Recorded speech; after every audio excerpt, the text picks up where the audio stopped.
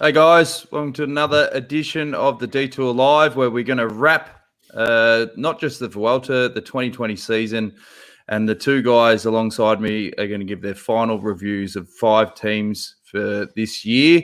I'm joined, as always, by 4-time national road champion Johnny Trudeau, Olympic gold medalist Scott McGrory. Fellas, you're a bit of a slave driver, Iffy. Like, we could have wrapped this yesterday, but you're just keen to keep going. Well, we couldn't wrap it yesterday. The bike race wasn't finished. We've got to talk about the last stage and who win on the women's race, mate. Hey, equal opportunities these days, mate. Huh? Now, before we talk about the race, we've got a special guest, and he's a superstar podcaster. It's Mitch Docker, who's live on a train in Madrid, trying to get his way back home. Mitchy, how are you, mate? Yeah, good, mate. Good. I'm just jumped on the train on the way back, and I can tell you right now, and I'm being very happy to say these words or have these thoughts, the race is done. It was a very, very tough one.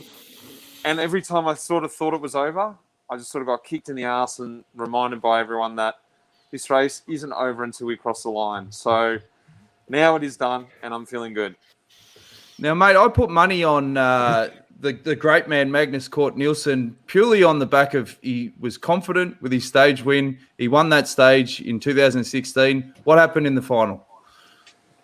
It was a bit annoying, actually. We were just talking about it then. Maggie's on the train with me now. I think it was one of those situations where we were really keen for it, but we had a few things going. Hugh was third on GC. He'd already won a stage, as in Maggie. And I don't know. I guess the commitment wasn't there. Like, if we didn't have anything, everyone would have really gone for it. We did our job, but it just didn't come off. And I think everyone was pretty content just to get home safely in the end of it all. Iffy? Yeah, look, a fantastic effort, mate. The team rode really well. And Hugh Carthy, yeah, he's looks like a Grand Tour superstar in the making. Fantastic effort. Mate, he was great. He was really good. And we were literally just talking about it 2 seconds ago. We're talking about Hugh's comments were he drifted off the back on the last lap. And there was a bit of, not disagreement, but everyone was sort of like, Hugh, you should have stayed in there in terms of our team. You know, you had 2 minutes. But he said, look, yes, I had 2 minutes. And I wanted to make sure I got this third in the bag. And then in the future, I've got something to work towards. And he really went about the race really well, as really mature, actually. I think in this race, I saw him mature as a leader. And physically, I saw him do some things that I've seen developing over the last couple of years of knowing him. You know, last year in Tour of Swiss was like, wow, this is what this rider can be. But then he's put it together the last 3 weeks, and then off the bike, he's matured, like I said, as a leader. He's told us what he wants. He's said, let's get to the front. Let's do this. Let's do that. And it's like, that's what you need to be as a Grand Tour contender. You need to be able to tell your troops what to do without feeling, I don't know, not bad about it, but just having that confidence. And he really had that. And I didn't expect that. He really showed that in the last 3 weeks. Yeah. Mitch, mate, look, it's been obviously an incredible season for so many different reasons. And while the Vuelta itself obviously was very difficult as a race physically, how are you feeling mentally after knowing that the season's done, it's dusted, it's over? You know, how's your head? This was, for many reasons, one of, if not the hardest Grand Tour I did. Physically, it was a very hard race, but I think everything rolled into that. It was so late in the year. And if I had my time again, I think I would have just taken some time off in that lockdown. But we didn't know when we were going to be racing. So I felt like I was at the end of my tether physically. But the mental aspect rolled into that as well. You know, as good as social media is, it also reminds you of what you were doing this time last year. And it's like, I don't want to see that stuff. You know, I'm in a race with the bad weather. And this time last year, I was sinking beers in the sun, you know. So that was a hard element. And I tell you what, one of the things that sort of was a bad thing too was this talk about the race was never going to make it to Madrid. So you sort of bought into that as well. And you were like, well, we'll see what happens, maybe to the first rest day. And then that happened. Oh, maybe the second rest day. So you weren't really psychologically committed to the whole thing. And when it kept going further and further, you're like, God damn it, this is getting really hard. I need to commit to this. So to answer your question a long way, it feels so good. And I woke up this morning excited, even with a smile on my face, to know it's done. I'm going to get to go home to my family. I can relax. And it's been a stressful year. As everyone knows, whether you're a cyclist or not, it's been a really stressful, tense year. And it's going to be nice to sort of step away and just relax and not think about work, you know? Mitch, you were talking about the mental side of things as well, and looking at, you know, the timeline from a year ago and stuff. Does it make it even harder? You've got a lot of mates back in Australia, particularly in Melbourne. We're coming out of the lockdown now. We've got 0 cases for 9 days in a row, but you're about to go into some tighter lockdowns in Spain. You know, you're not going to get back to Australia. How does that sort of sit with you as well? That is also hard too. Like I am excited to be in Europe for my first Christmas, but every so often I think about it and think, it would be nice to get back home and see the family. But I think it is really going to be nice. And it's pretty much like the tour. Once we commit to it and understand that's what we're going to do, and it's going to be fun. You know, my son's going to school over here now, so it's just something we've got to get used to. But I am definitely going to miss not being in Australia for Christmas. Iffy? Yeah, we'll miss you at the Bay Crits too, Mitch. I just want to say the Vuelta really needs to be congratulated because they did it so much better than the other two. Tour de France, well, it was the first one, but there were lots of problems. They didn't do the crowds very well. We just saw stages and stages of people on the mountains with no masks and all of that. The Giro were a little bit better at that, but they still had lots of little issues with the hotels, the quarantines not being really well done. But the Vuelta seemed to just get it right. You know, the bubble worked really well. They kept the people away from the big mountains, and everyone there just said, after about a week and a half, we all stopped saying this won't get to Madrid. We started to realise, hang on, let's talk to you guys and all the different guests we had on who were there. These people are doing it spot on. So really hats off to the Vuelta organisation. Yeah, like I think, obviously not knowing what the other races were like and just hearing from other riders or, you know, just hearing about it, I totally agree with you. And being on the race, I was speaking to Alan Davis about this at the very start because he was on the race as well. And we were talking about Spain and what was going on, and it's getting dangerous. And we came to the conclusion the safest place to be was on that race. You know, because you're not going to supermarkets, you're not going whatever to pick my son up from school or whatever it is. We were just in this bubble, and you know, the safest place to be was on the race. You're in the hotel, you're with your teammates who you knew were all clean, well, not positive. So, in a weird way, it was exactly what I said, the safest place to be. Mitch, normally it's a really good time at the end of a Grand Tour, particularly the last one at the Vuelta, because you get to go out in Madrid, let your hair down. Would have been a different environment because you couldn't really do much. What was the mood like after the race? Well, you could. Like, actually, you know what? We were back in the hotel. Yeah, we didn't go out in Madrid itself, but we sort of had the whole hotel to ourselves. So that's good. It was a bit of a hotel sort of party, you could say, where no one was banging on the door going, you need to be quiet, because there was no one else in the hotel. So Maggie is a little bit dusty this morning, more dusty than me. I sort of did the Christian Bale and snuck back to my room and got some sleep in. Now, Maggie, he's a classic when he has a few sherbets. He would have been in flying form because he's one of those guys that's quite shy, but then when he comes out of his shell and he gets a bit of Dutch courage, you can't shut him up.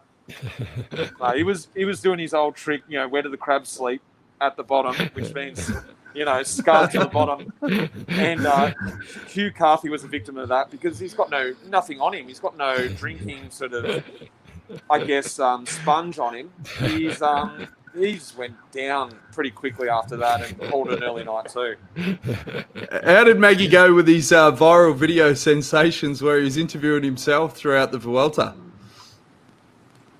He loved it. He loved getting all the feedback, and you know, a few guys sent in some questions, like TJ and even Jens Kukelaar. So I think it was going pretty well for him, and he's doing his hotel reviews, and he's a classic Maggie. And like you said, he's super quiet, and you don't really know how to take him. But when he really lets himself, when you get to know him, he really lets himself out, and you really get to see this different side to him. Scotty, mate. Besides the podium position for the overall with you and the stage wins, What were the highs and lows? Like, what are sort of two takeaways for you? What was really good about the Vuelta, and what were some of the, I guess, the downsides? Personally, you mean, or just in general? Yeah. Well, both, Bates. Whatever you want. Look, personally for me, I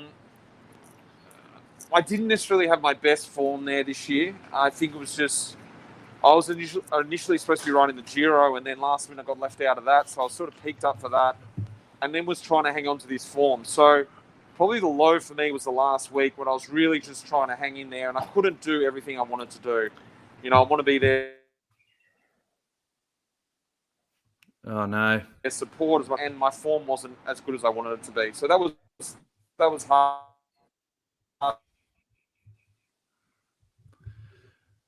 I think we might be just on the outer skirts of Madrid, folks. For me, I think just so. Can you hear me? You there, mate? Yeah. We got you most must of have it. gone through a tunnel. Yeah, I did. A high was the results, obviously, but for me, it was off the bike. And the team really was just like an awesome crew off the bike. And especially this time of year, that was the most important thing. Because it was so late in the year, the motivation was, could have been down, but we just kept it, and you saw that response on the bike. So I was so happy with our team, and it was just a fun environment to be in. Because if we didn't have that, this would have been a really, really long race. Was there someone that led that? Was there someone from the admin or from the riders that was sort of really leading that morale?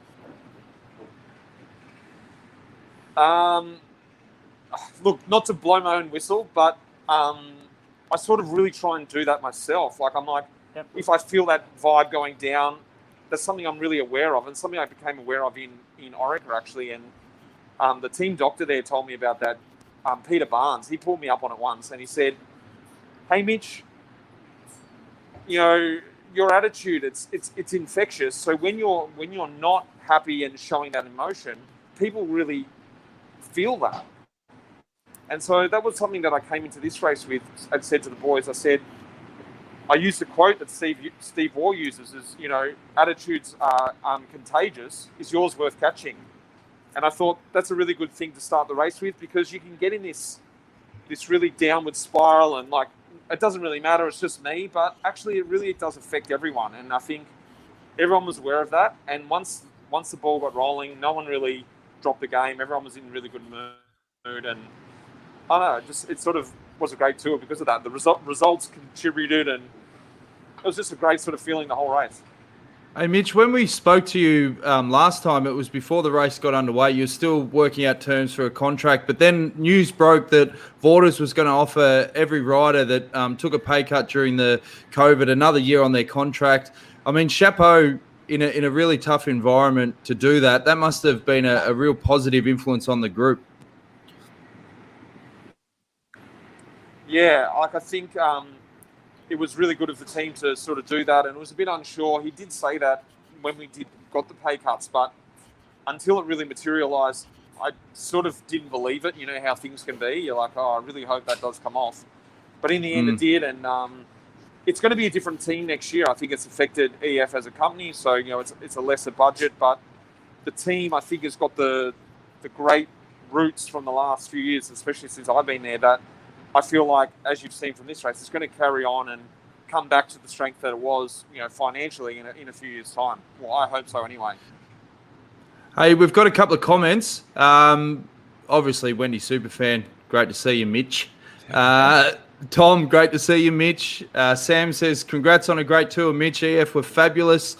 And then Tomo says, well done, Mitch, for sticking it out and helping Hugh to a podium finish.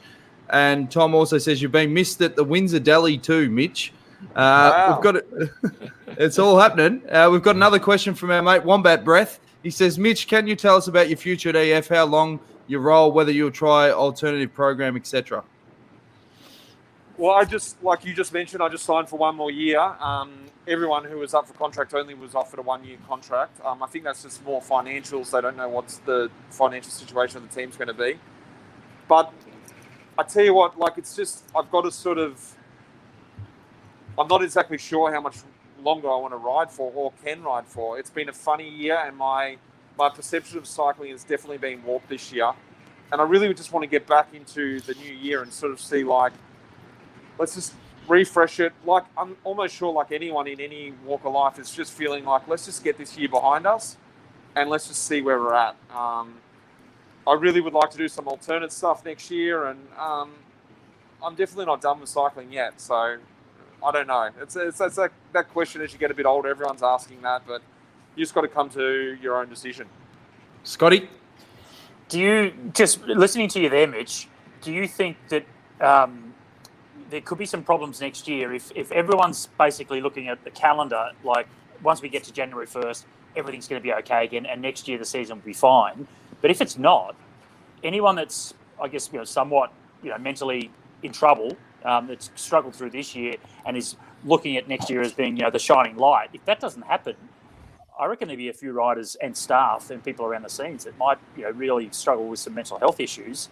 Is that something that the teams are starting to talk about as well, just to prepare for what might be another fall? Well, they're not talking about it, but I totally agree with you, Scott. I think it's been a difficult look at all the guys out of contracts this year, and I think that really did affect the way we raced in the Vuelta. There was a bit of desperation around all the races. It's another tunnel. Just hang in there. How many tunnels out of the I don't know, there's a couple. Come on, Mitchy. That was a good question. That was a bloody good question, Scotty. I want to hear the answer. Come on, Mitch. This desperate sort of feeling, yet you're sort of balancing this. I can hear you guys.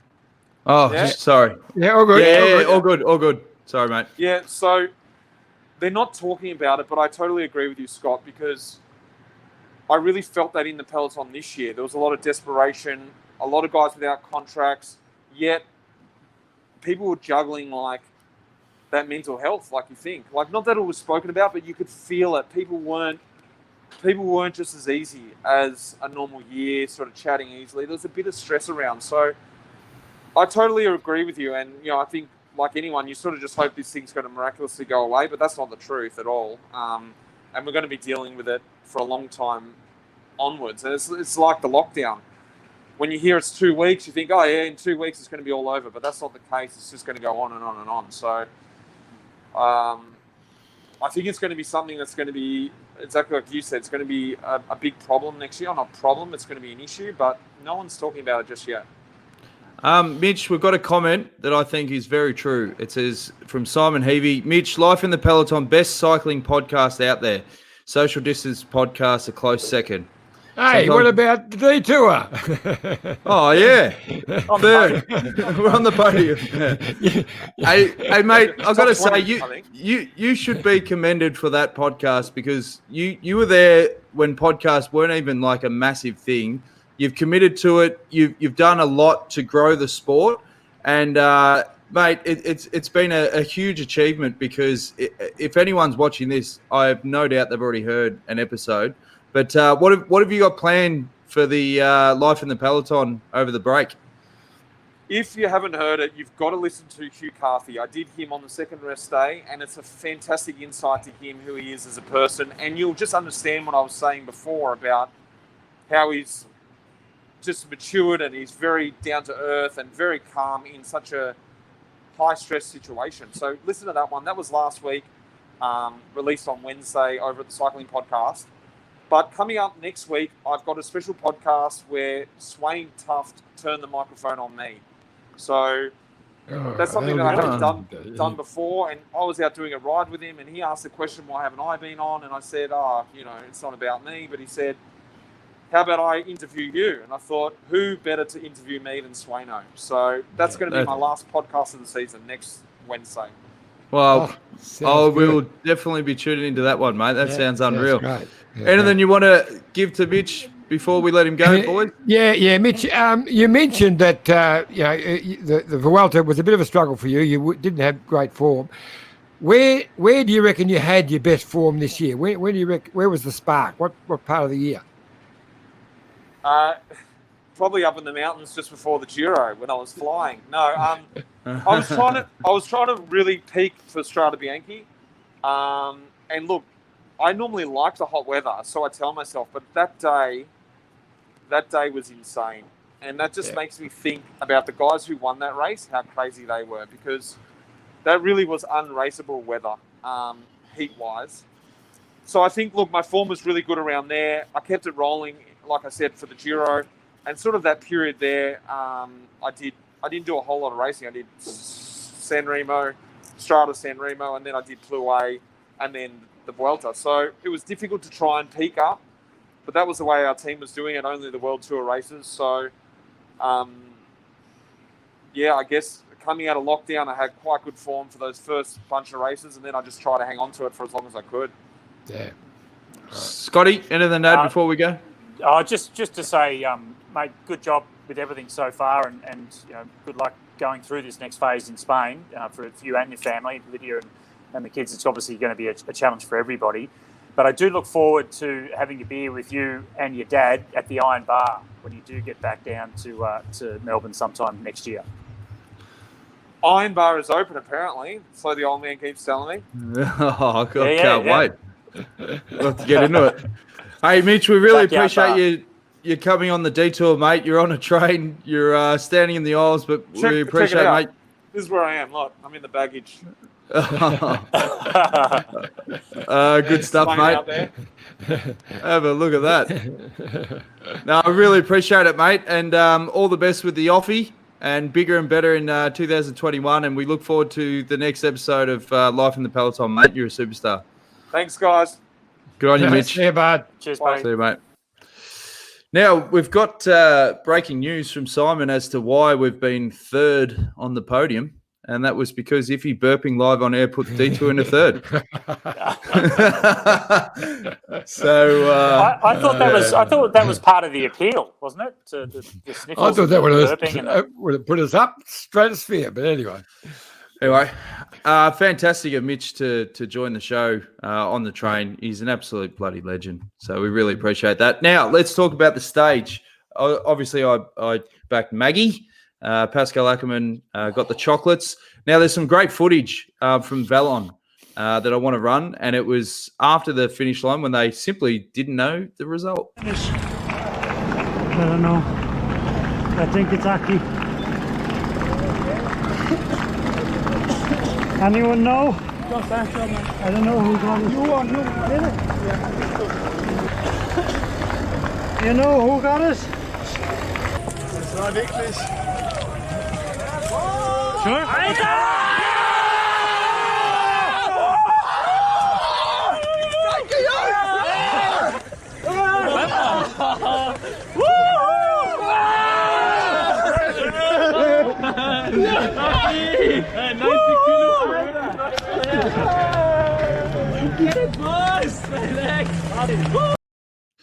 Great footage. Now they've picked Ackermann up and thrown him in the air, very European style. Now, when I finished my last day with the Green Edge team, all the mechanics and that did that to me. But a few boys afterwards, I think one slipped a disc. So there's a bit of a weight limit on that sort of stuff. But what were your takeaways from the stage, boys? Start with you, Iffy. Oh, yeah, look, a great finish. I thought that Sam just sat on the wheel just too long. He waited just that fraction too long, but a really good sprint from Ackermann. And what I liked about after the finish, when one of the journalists grabbed Ackermann and said to him, "Well, you're the best sprinter of this of the Vuelta because you have 2 stage wins."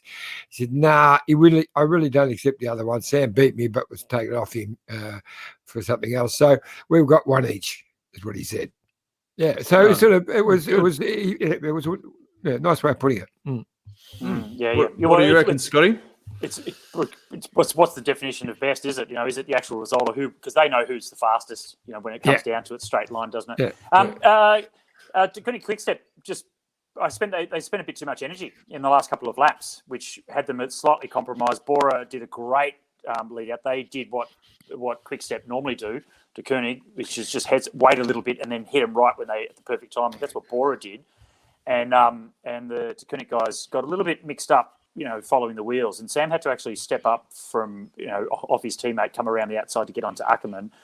It wasn't a big deal, but it could be, knowing how close it was at the end, to have to actually go out into the wind to move up by yourself to then start your sprint after that.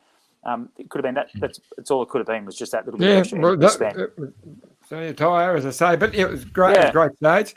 Yep. Oh, great sprint. Yeah. And did you see third and fourth? Great Third and sprint. fourth having a bit of a go. Sort of it was Phillipson. Phillipson was trying to hold on to third, and as Cantor was coming past, it was interesting. I just listened to the commentary, and they talk about, they sort of come together. But you could see he put his elbow out. The old, you're coming past. I'm gonna try and push you back, and then got tangled up. But you end up finishing fourth anyway. But I've done that myself a few times on the track. You stick the elbows out a bit wider. You start trying to push the guy backwards. Didn't work for him. Obviously, Primoz Roglic wins another Vuelta. Here's his post-race interview. Primoz, how did you feel riding in Madrid today? We were just enjoying. It was the last one to do before we finish this, and we did it. So beautiful to finish the season like this. So doing it, was it even better than last year? I always say every time when you win is beautiful. It's really hard.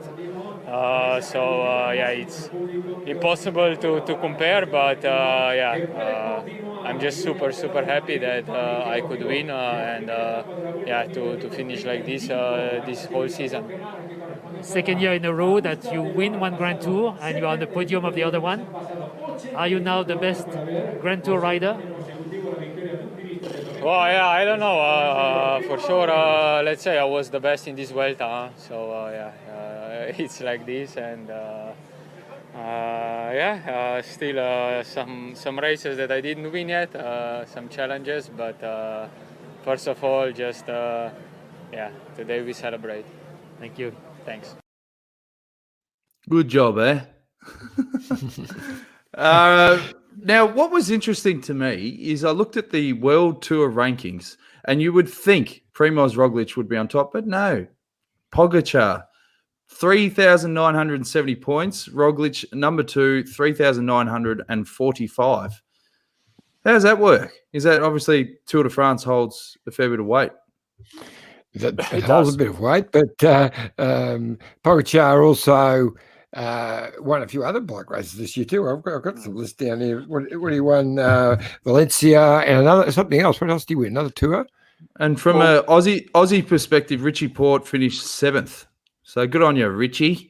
That's a big result. So Roglic, before, he was obviously in great form and probably the favourite to win the Criterium de Dauphiné, but then had that little crash and pulled out before the end, so he didn't get a result there, so no points. Yeah. So if you added that, if he won the Dauphiné, second at the Tour, then the Vuelta, he probably would have been on top. You'd have to call him Iffy. Liège. Well, nice win at Liège too, by the way. Oh, yeah. Now, I've put the podcast line out there, and I'm trying to get a nibble. I'm trying to get George Bennett back on, and I've said, listen, mate, come on. It's the last time I ask you for the detour, I promise. And I've got blue ticks, and he's on. Hang on. We've got a bite. We have got a bite, folks. George Bennett joins us live from the train. GB, you're a bloody superstar, mate. How are you travelling? Thanks, boys. Oh, I'm dusty. How are the celebrations? Yeah, good. I'm absolutely reversing into Madrid today. One shandy too many after. But it's weird, because it's not that you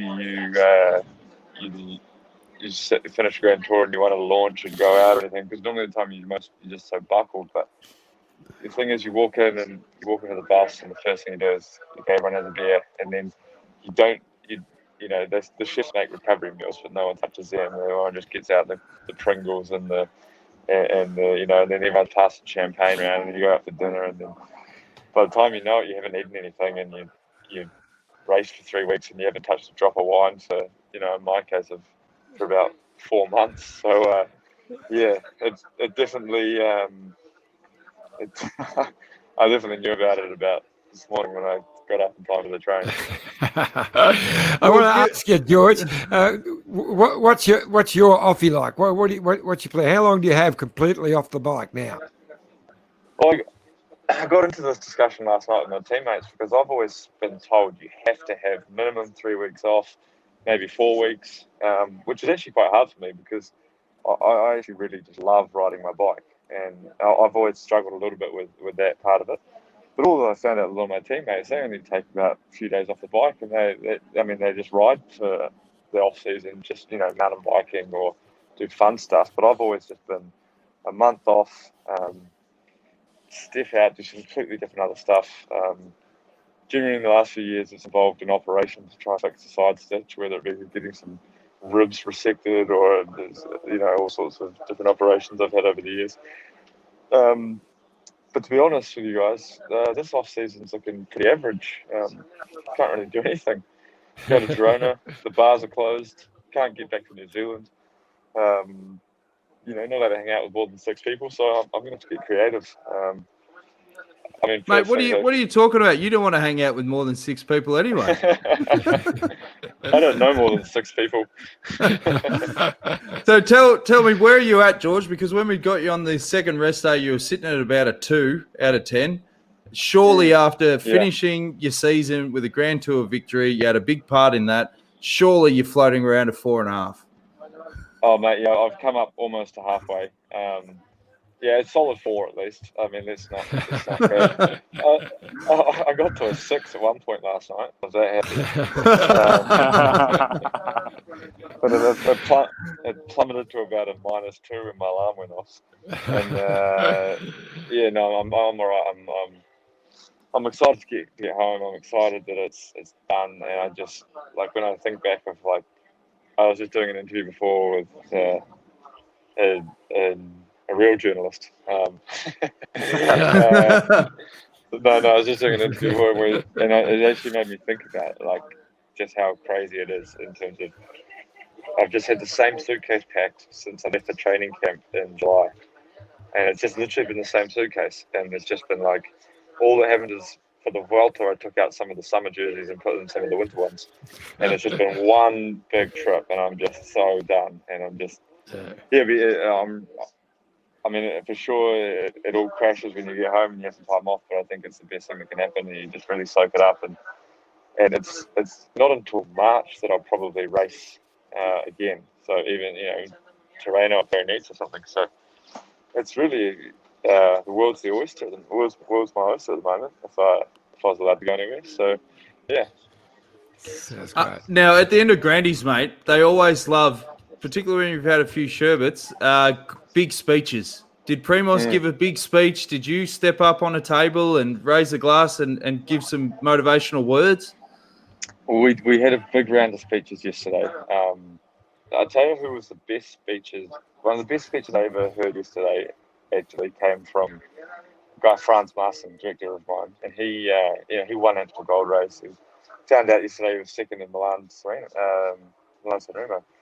But he did a really nice speech before the last stage. He went around everybody and he said, he just stripped around all of us and said what he liked about all of us, and and it was all really nice. And it was, What did he like about you, George? You like this, Jonesy? He said, my quality was that I can be a nice guy off the bike, but I'm a real mongrel bastard on the bike, which he loves to see every race day. So, it sounds like Johnny Trevorrow. I was like, is that a compliment, or are you just, But he said that was important. Every team needs one guy like that. But so he did this really nice speech, and then, of course we win, and it's all nice and stuff. And then we have dinner last night, and the next round of speeches. And by this time, he had done a real 180, and his contribution to speeches was that everybody then had to go around and name their biggest mistake they've made in their life. And, and it was a great night. It was really, really good.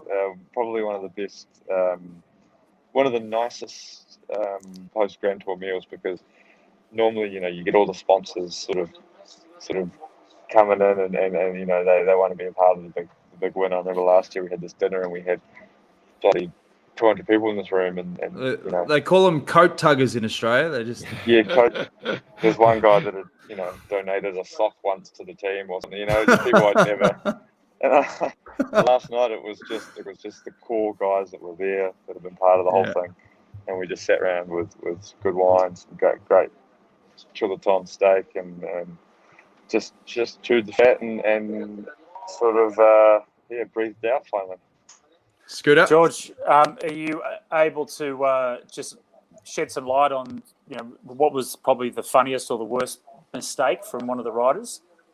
Mate, Or was that all in-house? No, that's in-house. No, that's definitely in-house. well, George, can you shed some light? Did you tell Primoz that you loved him at some point? No, I didn't get that far. No, I never got that No, far. was Primoz emotional at all with the victory? No, you wouldn't have. Just another day for him. He says about 6 words. He just says, I got lucky, and that was it. That's all he seems to say. Good stuff. So, Iffy, you got anything you want to add before? No, just George, thanks heaps for coming on the show all those times. I know you've got to put up with Jonesy quite often, but for me, it's always a great experience, so I really enjoyed it, mate. No worries, always a pleasure, boys. One for me, mate. You did say you can't go back to New Zealand. So is that the case that you actually can't get back there, or it's just too short, you don't know about next year and you want to stay in Europe? What's the go? Oh, no, you can't. The hotel rooms are full until January, I think. So I saw today they're opening up some more hotel rooms for quarantining, but at the moment it's going to be tough to try to do it. So we have a loose sort of reservation around mid-December that would get us in for missing Christmas, missing New Year's, and so we're really not committed to it at all. So at this stage, we're sort of not thinking too far ahead. Just see the situation each week and just be prepared to be as flexible as we can and go with the flow and just accept that it's a crazy year and we have to do strange things and that actually compared to other people, we're not doing too badly. When you look at the positives, mate, you'll spend Christmas with Sam Bewley. I mean, does it get any better than that? Oh, hopefully he cooks for me. Oh, he will. I heard he cooked a massive paella for everyone yesterday. So, hey, before we go, a few people saying, Ian Thomas, well done on a crazy year, GB. Ash Cameron says, thanks, George. Carolyn Harbeck says, maggoted.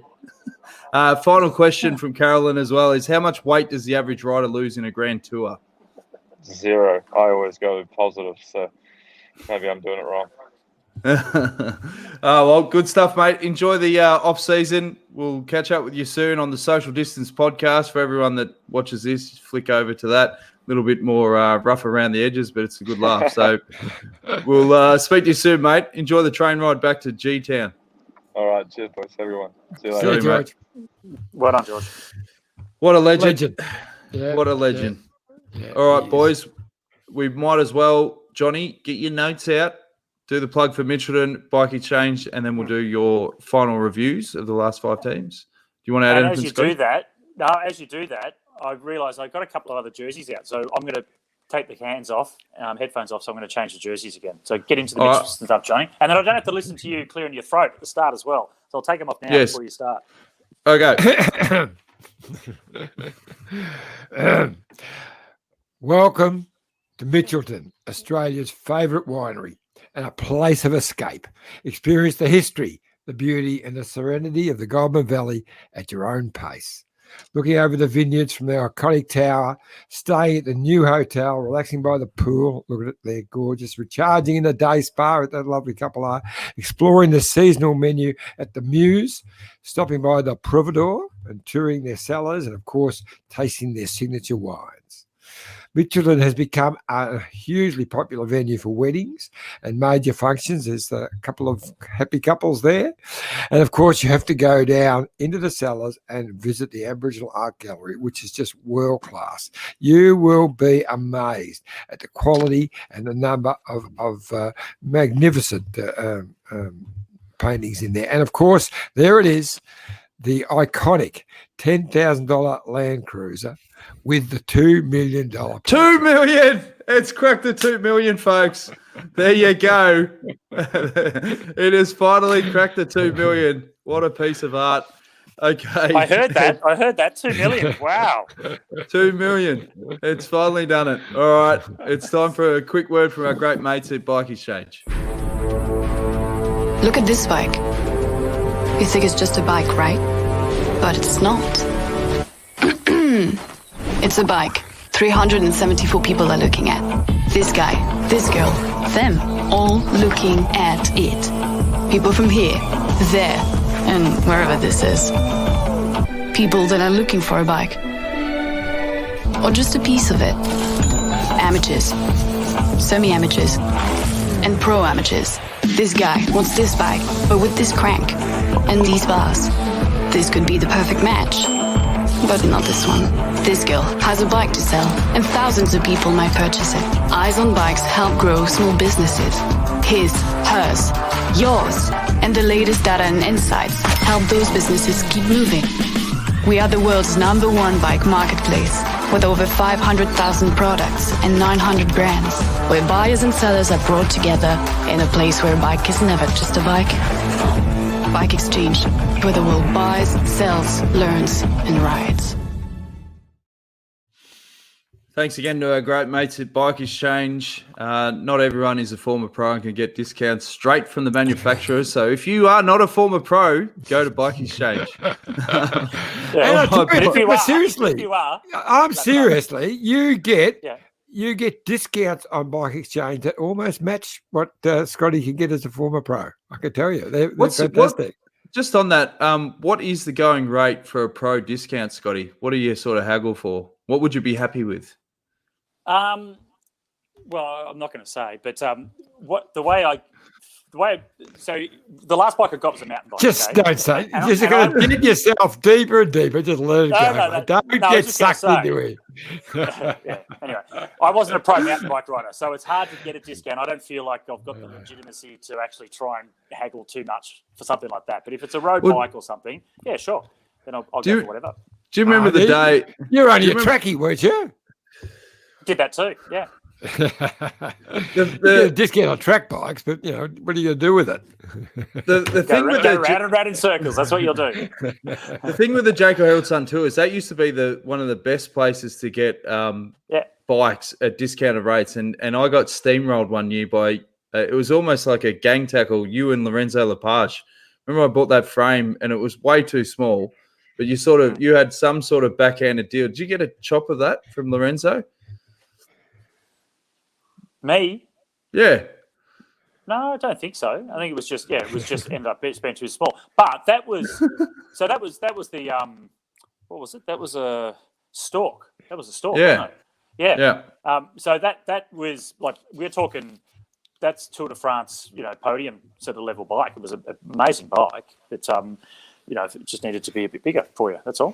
You're talking about those final days of the Sun Tours when they were in Lygon Street and other places as well, where all the riders would just have their suitcases open and they would sell everything. They didn't even sell their jocks. They sold everything they could: bikes, gear, old singlets, socks, you name it. They sold it, and people were buying it. It was the funniest times. Yeah. I think I mentioned it before on this show that the best ever I've seen of that was at the Tour of Japan in 2012 with Wes Salzberger. It was incredible and paid for his wedding. So good on you, Wes. All right, boys, it's time. Do you want to add anything before we go to the review, Scotty? Yeah, well, I was going to say there used to be a big swap meet like that with the pros in America. And I remember hearing a story of one of the, I think it was like a Motorola pro, and one of his former teammates was on the other side of the hall, and he could just hear his teammate just going off at this person, and he discovered later that he was selling basically brand new kit, but heavily reduced, and the person who was trying to buy it and haggle from him said that, but you got it for free. Okay, which was a bit of an insult to the rider because he felt that, well, hang on, he'd put so much time and effort over the years, and he only got it for free because he was good enough to be able to train and race it that well, right? And he was yelling out to the guy saying, "Free, I paid for this in blood, sweat, and tears over years." Just trying to get an extra $20 out of it. Oh, actually, before we do get to the team review, Scotty, you sent through on WhatsApp some images of the Trump race. This was from 1989. Tour de Trump. Remembering Donald Trump. Yeah. In more ways than one. That Moulet on the right there for Panasonic, who's that bloke? He's a legend. That's Hank Lubadink. Hank Lubadink. Lubadink. Yeah. Lobberding. Good bike rider. Yeah. He was famous. Remember, Johnny? He was famous. I forget who it was he put into it was a 2-up sprint at the Tour de France in the 80s, and whoever was trying to come past him couldn't get past him because Hank ran him straight into the barriers. And I still remember the commentary, and it was one of those like, Lubberding, like real disappointment in the call because he just chopped him straight into the barriers and dropped him on his butt. But you've got the guy on Donald's left. He was a bit of a dag because that's Dag. He's a commentator, isn't he? Yeah, Dag Lawrenson. Lawrenson. Yeah. So 7-Eleven team, American race, 7-Eleven American team. So great win for them. He won overall. It was Hank that was in the Panasonic kit on our right. He finished second, and Eric van der Aarden on Donald's right hand side, who's superstar. Great sprinter. Yeah, absolutely. Yeah. He won like 4 stages in that race, but finished third overall, and was actually one of my DSs at Mappe for like one season or so. And obviously Mr. Trump in the middle, who that race no longer exists, and in another 2 months, nor will Donald, hopefully. Well, he's still around at the moment, mate. He's got plenty of trouble to cause in the next couple of months. Don't you worry. He'll burn He's not the house going down, easy. Sure. He's not going to go down easy. All right. Well, on to better news. Let's do some team reviews. We've got 5 teams to go, boys. We'll kick things off with NTT. Open the batting, Scotty. Oh, okay. I'm into it. So NTT, they had 8 wins for the season. 3 of them were World Tour wins, so not great results in terms of the big events. One of those wins, though, was a great one by Ben O'Connor from Western Australia at the Giro with that stage win. And that was the day after he ran second. So he backed up, a really tough day by winning the stage the next day, which was awesome for him. And a few stage wins from Nizzolo, Paris-Nice stage. He also won the Italian Championship, which is pretty good. So you've got to give him a bit of kudos for finishing in the Italian jersey, plus 5th in Milan San Remo. And Nizzolo also won the stage of the Tour Down Under. But because they weren't very prolific, they didn't do a lot. Apart from that, the big one was that Giro stage win. I've got them down at 5. What did you say, Johnny? Yeah, I'm similar. I gave him 5.5 because I think I gave him an extra half because it's very hard to race a year when you've got that sword hanging over the top of your neck, Nizzolo, Italian champion, as you say, won early in the season. Pozzovivo, always looking to do something and never quite getting there. Same with Edward Bosenhagen. He's a classy bike rider. He just hasn't been able to just take that step we all thought he would. Campanart's same again. He's a good bike rider. So they've got a classy group. 3 Aussies in there, Ben Dybel and Dylan Sunderland as well. I was really impressed with Ben O'Connor, not just the stage that he won, but the fact that 3 other stages he was up the front and giving it a real shake as well. So it looked really good. So, similar. I gave him 5.5. Yeah. So Ben Dybel's gone to Ben Dybel's been signed up by Team Yukio in Japan. So he came from like the Continental Series, went to NTT. That was his first time in the World Tour, and he's going to go back now to a Japanese team. Have we had an update on NTT with the sponsor? We haven't heard. So, it's only 2 or 3 days ago that the boss was saying that he was hoping to do a deal. We haven't heard anything. No. As Trump would say, I hope it's not fake news. All right. This should be a high score. Johnny, Jumbo Visma, the Killer Wasps. Well, where do you start and where do you finish? I mean, what a year. Primoz Roglic, he's just a superstar. And from the start of the year to now, he's just never hasn't eased off all the way through. So winning classics, second the Tour de France. And you'd think to lose it the way he did, with the press saying he cracked. Well, he didn't actually. Today, Pogačar just pulled out one of the all-time great stages to take it away from him. But a great one, 4 stages and to win the Vuelta. Strada Bianca, Milan San Remo, one of the Grand Prix de Piedemonte. He was just No, I think it was actually George who won that, Peter Monte. That's right. But overall, the team's just been brilliant. Wout van Aert, same all year long. Tom Dumoulin, Kruijswijk. I mean, I've given a 9.5. A wonderful year. Same here. Yeah. If they had won the Tour, straight out 10, yeah? Yeah. Yeah. So I gave them the same, not Johnny. I gave them as close to a 10 as you can because they just didn't win the absolute biggest one, which was a shame, but they won everything else. There was 11 days in yellow. So in terms of publicity for the sponsors, that was brilliant. And George, you mentioned George, he won Piemonte, but he was second at Lombardia as well, which is a great ride. Yep. So they did everything right, except, get on the top step. So you've got to reserve that one, half a point for the team that did do that. All right. On to you, Scotty, Team Sunweb. Sunweb. So this is Johnny's favourite team of the year, I think. But apart from Mitchelton, of course. But 16 wins from the Sunweb guys from 9 different riders. So it just shows the depth that's coming through this squad. And I did a couple of calculations, right? So Michael Matthews, who was a prolific winner, but this year only had the one win. Right? So it wasn't a great season for Michael.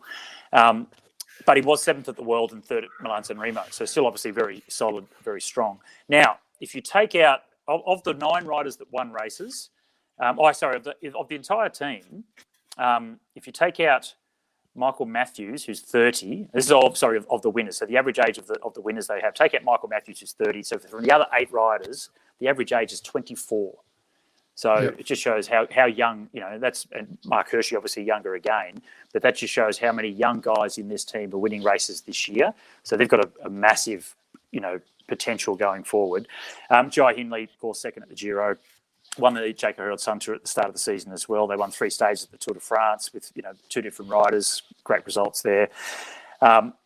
But in terms of overall classification, it was Jai's Giro at the Tour and the Vuelta. They weren't in contention for overall classification so much. So I gave them an 8. Maybe could have gone 8.5 because they did have a good year, but gave them an 8. Johnny? Yeah, well, I don't need to go on all the other stuff because you've already said it all, but I gave it 8.5. Remembering they got 2nd and 3rd in the Giro, 3 stages in the Tour de France. They've got 5 Aussies in there: Michael Storer, Chris Hamilton, Rob Power, Michael Matthews, Jai Hindley. So, fantastic year. Luke Roberts, one of the great sports directors, cool, calm and collected. 8.5. Just on Rob Power, has he got a contract for next year? I don't think so. Not yet. Cycling News did a list, and it was like the top 10 riders that are out of contract. And obviously, Aru was at the top of the list. Can you see anyone picking him up for next year? Because listening to some of the insights from Alan Piper and, his capitulation at the Tour, sort of like that classic kid that cracked the shits, took his bat and ball and went home. No more cricket. Yesterday's hero. And he's toxic too, I reckon. So I wouldn't touch him with a barge pole. Yeah. So that's got to come into play when it's a buyer's market. If you've got a rider that is not good for the culture, adios, muchachos. Yeah. Unless they're a standout, like an absolute standout, and you could say, this guy could win us one of the Grand Tours, which Aru has done that before, but it just doesn't look like he's going to do it now. So I don't think anyone wants someone, that's got that kind of reputation. It's actually got me a bit stumped how he ever did that, actually, because I don't reckon he's that good. So anyway, he did. So that is if he's 2 cents. Okay, John, open the batting with Trek Segafredo. Well, to me, it's all about the Tour de France and Richie Porte getting 3rd overall in the Tour de France. That to me makes it worth an extra point. Look. They're a great team to watch. They really do. When needed to, they get to the front. Nibali, I think, is past it. So Mads Pedersen, fantastic to watch. Get Wevel game. Bort Malema, well, he's had a few issues of this year, of course. Newsblood, Jasper Stuyven, he's great to watch also. Will Clark, another Aussie in there. Tour Down Under also, great win there for Richie. So I gave them an 8, mainly because of the Tour de France. Yeah, well, I think that's generous, and I gave them an extra point because of the Tour de France podium as well. But I started from a lower base, I think. What do you think, Red Simons? I've been like International people wouldn't understand that, but no, they wouldn't. Big show back in the day in Australia. Yeah, yep. And he always marked everybody. I think at 2, wasn't it 2? He's standing. Oh yeah, got a 2 or 3. Two. Mads Pedersen, 3 wins this year. Gen Wevelgem, stage in Poland and a stage in Bing Bang. So he was a surprising world champion last year, but he held his head high. I think he wasn't. Yeah. Like we'll see from Alaphilippe next year, probably. But still, he was worthy of the stripes with a few wins that he had, and he was in contention a lot as well. And Nibali, you said he's past it. He is, but he was still 4th in Paris-Nice and 7th at the Giro. So I wish I was that past it. But yeah, by what we'd expect from him, Grand Tour wins in all 3 of them. That's worth paying €2 million for. No, not even almost. So I started at a pretty low base for a team with a big budget like that, and it's only Richie, 3rd at the Tour, which was awesome, that got me up to a 7. Okay. And the final team, Scotty, opened the batting for UAE Emirates. Well, how good were they? 33 wins for the season from 11 different riders as well, so it wasn't all just about Tadej Pogačar. He had 9 wins, this kid, at the age of 21 with 9 wins, including obviously the big one at the Tour de France. They had 4 stages there, Christoph winning stage 1, and then Tadej picking up the others as well. Diego Ulissi, 2 stage wins at the Giro d'Italia as well. Jesper Philipsen picking up a stage at the Vuelta, so stage wins in all 3 Grand Tours. And then 5 World Tour podiums throughout the rest of the season as well. So, they were 3rd in Flanders with Christoph, 3rd in Liège-Bastogne-Liège with Pogačar, 2nd at Strada Bianchi with Formolo, and 2nd at the Tour Down Under with Ulissi. So they were a really, really strong team. They stepped up dramatically from last year, not just because of Pogačar, but from the other guys as well. So I gave them, they won the Tour de France. It's 10 out of 10. Yep. Johnny? I wanted to give them a 10 because they won the Tour de France and for everything you just said, but I just couldn't give them more than Jumbo Visma. Actually, so I gave them a 9.5 the same. Oh, the same? Yeah, 9.5. Yeah. Look, I know it's all about the Tour de France. They won the Tour de France. But what more do you want, John? What more do you want? I thought Jumbo Visma was the best team for the year. So I called them equal, 9.5 apiece. All right. Wow. Well, hey, what about UAE also gave Colnago their first ever Tour win, which was extraordinary, except for when Eddie Merckx was riding Colnago bikes but branded as Eddie Merckx. And the first win for Campagnolo since 1998 with Marco Pantani. So a couple of big players in the cycling world. Campag not so much anymore. They're very much behind the other 2 big brands. But, you don't get any points for that as well? No, look, a great effort. And look, hey, Alan Piper, it was a beautiful story. Everything about it is wonderful. And I wanted to give them 10. But in the end, I just couldn't give them more than Jumbo Visma. I just thought, you know what? They're 6 or 1/2 dozen now. I'll give them 9.5 each. Fair enough. Hey, you know that Alan Piper, we talked about Tour de Trump before. Alan Piper finished 8th on GC at the Tour de Trump in 1989. Did he? Yeah. Wombat Bref's got a stat for you. UAE, another team with great depth, 8 guys in the top 100. So there you go. Now, before we go, Vazzy wants to know, okay, Scotty, tell us about the jerseys. What do you got behind you, mate? I was a bit slow putting these ones up. So there's a couple of things here. These fell off, actually. So this was the quality of the races that we have compared to the Tour de France, etc. So the yellow jersey is, you can see the Vic Health logo on there. So, Johnny, you should know what that is. That's a Herald Sun Tour leaders jersey. Well, this was the team I wrote for, right? Break a mill. It broke. So because of the zip, they had to cut it in half, and then that was stuck on. So it's still a little bit tacky on the back, but not enough to actually stay on the jersey anymore. So that just fell off after I hung it up. And I actually took that jersey on the stage that we had a stage in Bendigo, and it was on the trotting track. So the dirt trotting track was about 800 metres around. Yeah. And they packed it down really, really tight. And I remember thinking to myself, oh, this is just stupid. We're going to have a dirt crit. This is crazy. And then after the first lap, I thought, oh, it's actually not too bad. It was fast and solid, and it was actually pretty good. We had a bunch of intermediate sprints throughout the stage, and that's where I picked up the time to take the lead. But as we got towards the end, we had 80 guys, I think, in the peloton. Those skinny tyres, every lap through the bends, was starting to dig the dirt up. So the last couple of laps, it was a little bit of two-wheel slide. It was a bit sketchy. So I sat up in the final sprint. The other jersey is when I rode for Tim Gerolsteiner. That's the points jersey of the Tour of Bavaria. So, which was one of the good German races, I guess. And I got the better of, and this is like what we were talking about the other day, John, about teams classifications. All right, so the points race, the points competition at the Tour de France, the green jersey, obviously that's massive. But as you go into, so the Giro, it's still big. The Vuelta, it's not quite as big. And then when you start to filter down into some of the smaller races, it gets less and less and less important. And at that one, the T-Mobile won the race overall with Rolf Aldag. Going into that final stage, Eric Zabel, his teammate, was leading the points classification, but they did not give a shit about it. So I got into a break, won the final stage, won the points class over Eric Zabel. So I can say that I beat Eric Zabel in a Tour's points race competition. Sprints competition. I don't have to tell people that Zabel didn't give a shit about it. Better than a bike discount, I reckon. No, but it was that result that bike companies flooded Scotty with offers. That's what it was. So huge discounts, 60% off. They were giving me bikes thinking I was going to beat Zabel in the future, and of course I never ever did. So, oh well, you've got that jersey, mate. Hey, Johnny, question from Caroline. When talking bikes, I was once told it's 90% rider, 10% bike. Your thoughts, John?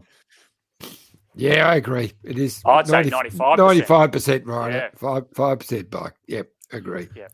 Well, depending on the bike that I get, the cheaper the bike or the less I have to pay or if it's free, then it's definitely more bike. Absolutely. But amongst all the bikes at the moment, if you look at you throw out the brands, so Trek and Scott and Bianchi, whatever, all these top bikes, the way they're all engineered now, it's tiny amounts between them all. So I think wheels are probably the most important thing of bike equipment.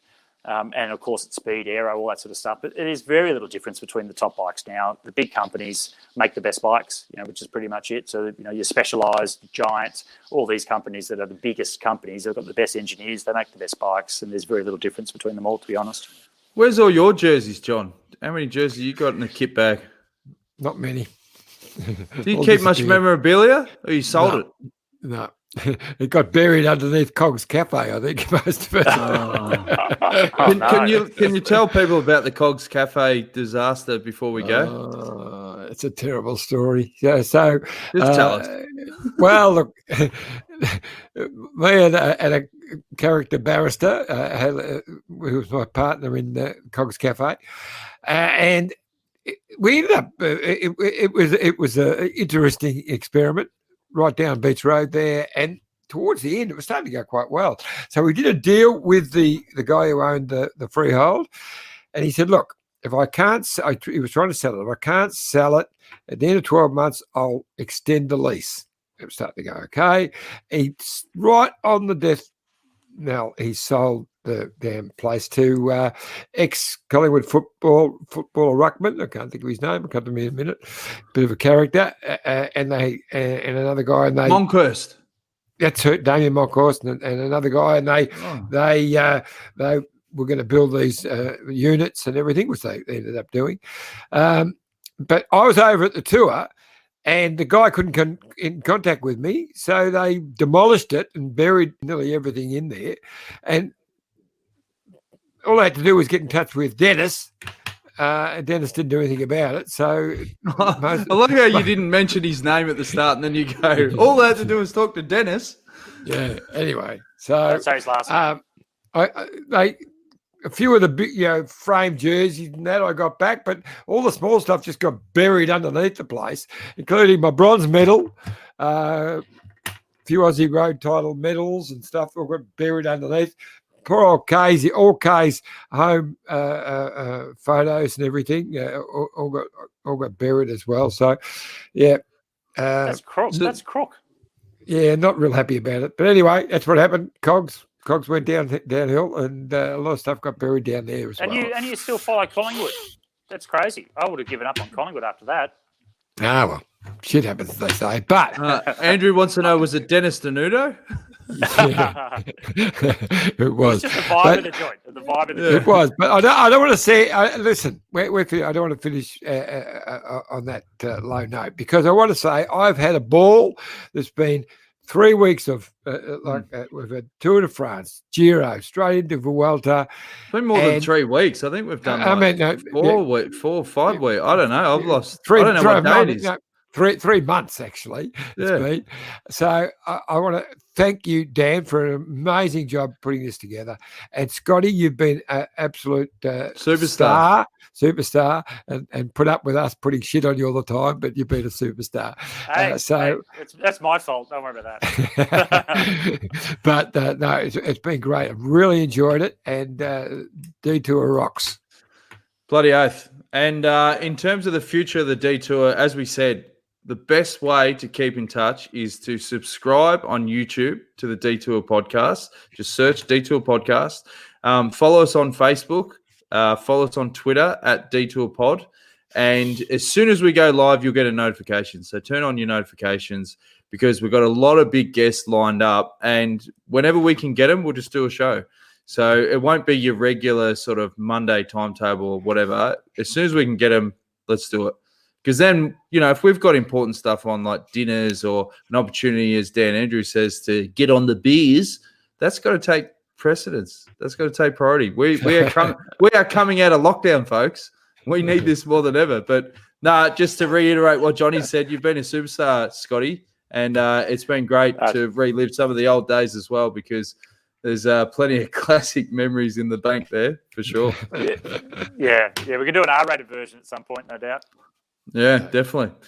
Well, that wraps the Vuelta. That wraps 2020, but it is sure as hell not over for the Detour Podcast. As we said, subscribe, follow us, and we'll see you again very soon. Ciao for now.